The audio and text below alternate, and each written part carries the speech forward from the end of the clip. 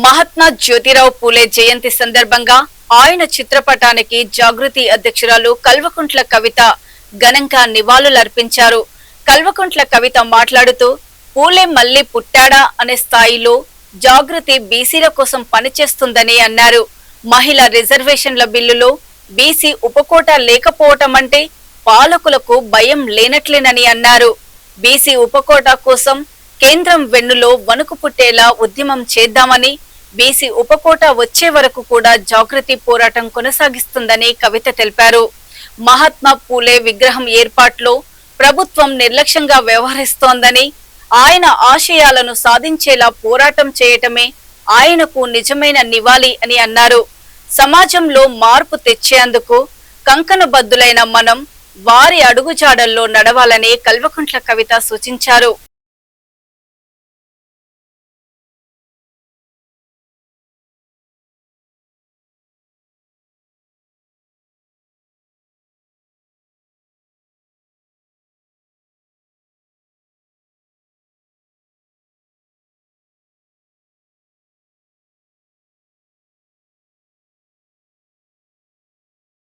మనమందరం కూడా భారతదేశ వ్యాప్తంగా మహారాష్ట్రలో పుట్టినటువంటి ఆ మహనీయుడు చేసినటువంటి త్యాగాలను, పడ్డటువంటి కష్టాన్ని గుర్తుంచుకోవాలి. ఏ విప్లవం తీసుకురావాలన్నా దానికి త్యాగం అనేటటువంటిదే పునాదిగా ఉంటుందన్న విషయాన్ని మనందరం కూడా గమనించుకొని, మరి మార్పు సమాజంలో తేవాలంటే ముందు మన వైపు నుండే మొదలు కావాలనే అంశాన్ని కూడా గుర్తుపెట్టుకోవాలి. మనం పోయే తొవ్వ ముళ్ళబాటలాగా ఉంటుంది, ఎవరు వెంటనే సహజంగా ఒప్పుకోరు. ఆనాడు పూలే గారికి కూడా అదే జరిగింది. అనేక రకాలైనటువంటి అవమానాలు ఎదురైనప్పటికీ కూడా తను నమ్ముకున్నటువంటి తొవ్వను విడవకుండా ముందుకెళ్ళినారు. కాబట్టే ఇన్ని సంవత్సరాల తర్వాత కూడా ఆ మహానుభావుని మనందరం కూడా గుర్తు చేసుకుంటున్నటువంటి సందర్భం.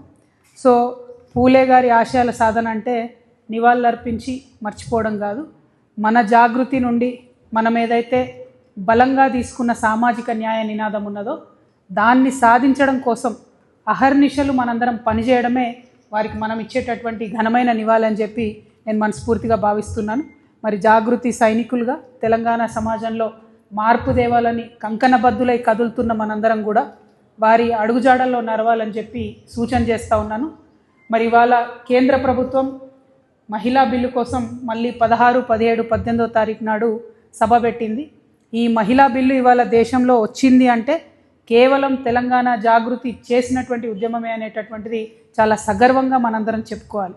మరి అదే మహిళా బిల్లులో మనం సాధించినటువంటి మహిళా బిల్లులో బీసీ ఉపకోటా లేకపోవడం అన్నది పాలకులకు భయం లేకపోవడం అని అర్థం. మళ్ళీ జాగృతి చేపట్టేటటువంటి ఒక నినాదంతో కేంద్ర ప్రభుత్వానికి పూలేనే మళ్ళా పుట్టిండా ఈ ఉద్యమం చేయడానికి అనేటటువంటి వెన్నులో వణుకు పుట్టించి బీసీలలో మహిళా కోట సాధించేంత వరకు కూడా జాగృతి సైనికులు ఎవరం కూడా మరి విశ్రమించడానికి లేదు అని ఈ సందర్భంగా బలంగా మనందరం కూడా మనకు మనం ఒక డెసిషన్ తీసుకోవాలి. 16th, 17th, 18th లోపల ప్రయత్నం చేస్తున్న నేను కూడా ఢిల్లీకి వెళ్ళి వాళ్ళని కలిసి బీసీ ఉపకోట ఉండాలి మహిళలలో అని చెప్పడానికి, ఆ తర్వాత కూడా వాళ్ళు మన మాట వినకపోతే ఇవాళ బలం ఉంది కాబట్టి బిల్లు పాస్ చేసుకుంటే వదిలిపెట్టేదే లేదు.